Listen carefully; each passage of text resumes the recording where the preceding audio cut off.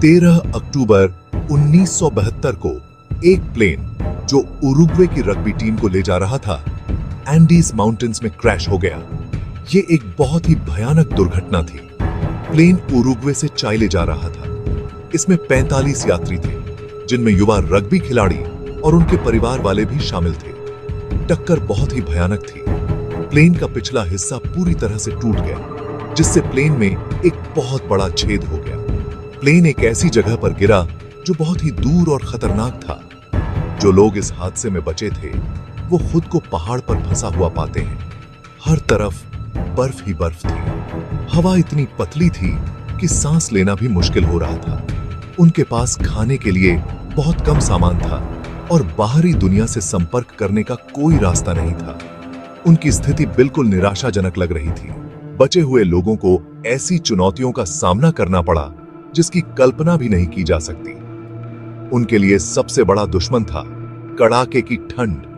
Andes mountains अपने खराब मौसम के लिए जाने जाते हैं। रात के समय तापमान 0 से भी कई डिग्री नीचे चला जाता था। ठंड से बचने के लिए बचे हुए लोग प्लेन के टूटे हुए हिस्से में एक साथ दुबके रहते थे। खुद को ठंड से बचाने के लिए वो जो कुछ भी उन्हें मिल सकता था, उसका इस्तेमाल करते थे। उन्होंने अपने आसपास सामान, सीटें, यहां तक कि मरने वालों के शरीरों को भी ढेर कर लिया। बचे हुए लोग जानते थे कि अगर उन्हें जिंदा रहना है तो उन्हें खुद को गर्म रखने और मदद के लिए कोई संकेत देने का तरीका खोजना होगा। जैसे जैसे दिन हफ्तों में बदलते गए, उनका खाना खत्म होता गया। उनके पास बस कुछ नमकीन और चॉकलेट बार थे जो वो अपने साथ ले जा रहे थे। उनकी भूख लगातार बढ़ती ही जा रही थी। जो थोड़ा बहुत खाना उनके पास था, वो उसे बांटकर खा रहे थे ताकि वो ज्यादा दिनों तक चल सके। खाने की कमी ने उन्हें कमजोर और असहाय बना दिया था। कुछ लोगों को तो भ्रम होने लगा था, जबकि कुछ लोग निराशा में डूबने लगे। हर गुजरते दिन के साथ जीने की उम्मीद कम होती जा रही थी। भयानक स्थिति के बावजूद बचे हुए लोगों ने उम्मीद नहीं छोड़ी। वे जानते थे कि हार मानना कोई विकल्प नहीं है। उन्होंने एक दूसरे को हिम्मत दी, एक दूसरे का साथ दिया और एक दूसरे को प्रोत्साहित किया। उन्होंने खुद को टीमों में संगठित किया, पानी के लिए बर्फ इकट्ठा करने, घायलों की देखभाल करने और मलबे को आश्रय के रूप में बनाए रखने की जिम्मेदारियां साझा की। उनकी टीम वर्क और उनका अटूट हौसला ही उनके बचने का कारण बना। भूखमरी का सामना करते हुए बचे हुए लोगों ने एक बहुत ही मुश्किल फैसला लिया। वे जानते थे कि अगर उन्हें बचने का कोई मौका चाहिए तो उन्हें अपने शरीर को पोषण देने का कोई तरीका खोजना होगा। यह मजबूरी में लिया गया फैसला था। उन्होंने मृतकों के शरीरों को खाने का फैसला किया।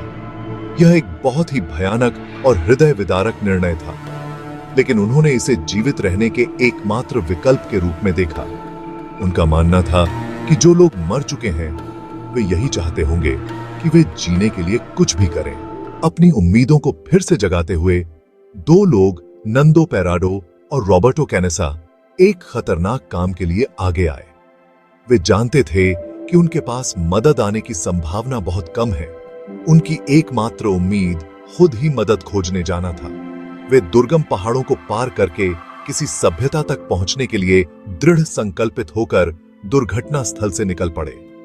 उनकी यह यात्रा मानवीय सहन शक्ति का एक उदाहरण है। 10 कठिन दिनों के बाद जनों के साथ फिर से मिल रहे हैं। एंडीज प्लेन क्रैश में बचे हुए लोगों ने 72 दिनों तक ऐसी मुश्किलों का सामना किया था जिसकी कल्पना भी नहीं की जा सकती। वो हीरो बनकर अपने घर वापस लौटे। उनकी कहानी ने पूरी दुनिया को अपनी चपेट में ले लिया, जो मानवीय लचीलापन और इंसानी भावना की शक्ति का प्रतीक बन गई। उन्होंने अपने जीवन को फिर से बनाने के कठिन काम का सामना किया, जो हमेशा के लिए इस घटना से चिह्नित हो गया।